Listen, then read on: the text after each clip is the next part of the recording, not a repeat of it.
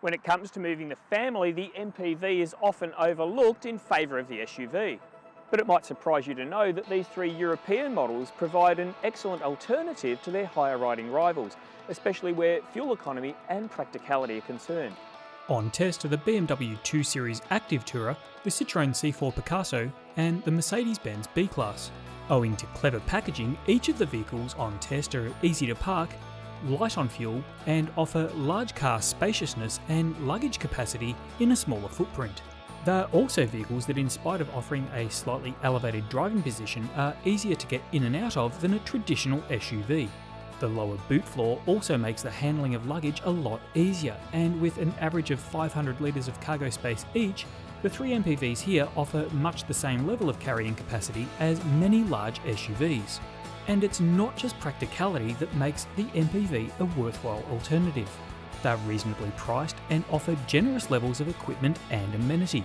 In the case of the C4 Picasso, the latter is especially well attuned to family buyers, with loads of oddment storage and family-friendly seating flexibility. Now, what actually might seem a little quirky and perhaps a little bit odd at first, reveals itself as a much more practical and in a lot of ways very thoughtful family car the longer you live with it. The C4 Picasso might not be the first thing that springs to everyone's mind when you think of an MPV, but it actually makes a lot of sense and it's a pretty nice drive to boot. The Citroën did have an advantage over at least one of its German rivals around town, where the Mercedes' firmer suspension setup was rather evident. Well, the low-speed ride of the B-Class is best described as just a little bit fidgety. It smooths out once you get up to highway speed, though around town and over speed humps and level crossings and the likes, it is just a little bit tense and a little bit busy. The Mercedes-Benz did feel easy to manage, though in spite of its excellent rear seat headroom, suffered slightly from the lack of legroom in the second row. The BMW and the Citroën felt similar in terms of spaciousness, though it was the Active Tourer that proved a surprise package under the bonnet. A lot of people might look at the 218i and think, a 3-cylinder, is that really for me?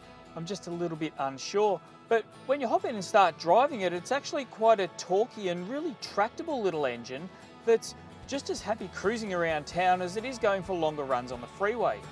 The BMW and the Mercedes-Benz are protected by a 3-year unlimited kilometre warranty, while the Citroën offers a 6-year unlimited kilometre program that includes cat-price servicing. All three are equipped with a complete suite of airbags and electronic driver aids, and all receive a 5-star Euro NCAP safety rating.